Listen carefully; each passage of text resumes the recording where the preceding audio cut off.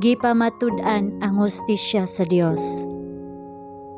Roma Kapitulo 14 versikulo 11.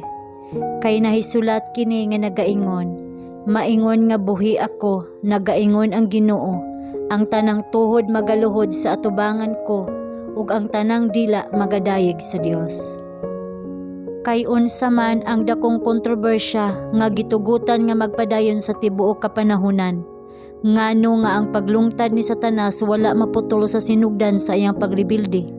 Kini aron ang universo makumbinser sa hustisya sa Dios sa iyang pagtagad sa dautan, aron ang sala makadawat og walay katapusang silot.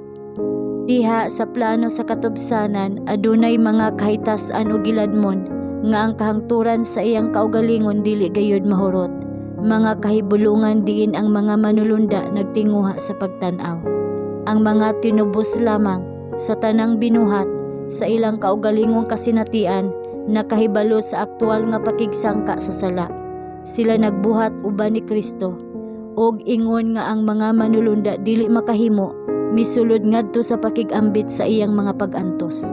Wala ba sila'y pagpamatuod mahitungod sa siyensya sa katubsanan?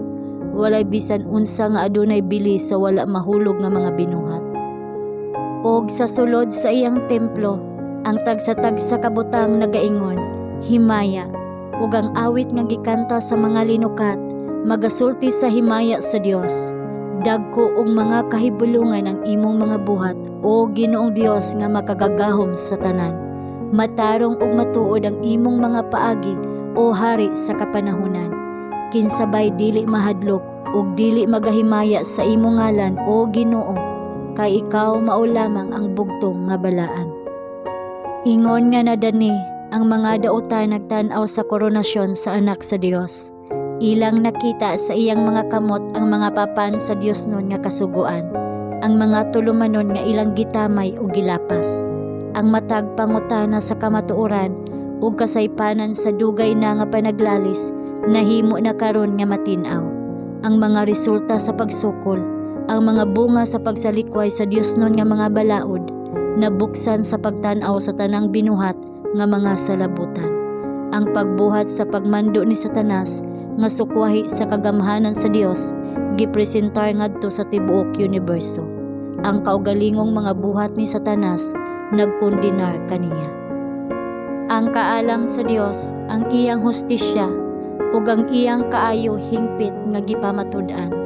Nakita nga ang tanan niyang mga pagtagad sa dakong kontrobersya gihimo labot sa walay katapusang kaayuhan sa iyang katawhan ug sa kaayuhan sa tanang kalibutan nga iyang gilalang. Uban sa tanang kamatuoran sa dakong kontrobersya nga gilantaw, ang tibuok universo maunungon ug masupilon, uban sa panag-uyon mipahayag, matarong ug matuod ang imong mga paagi, o Hari sa kapanahunan.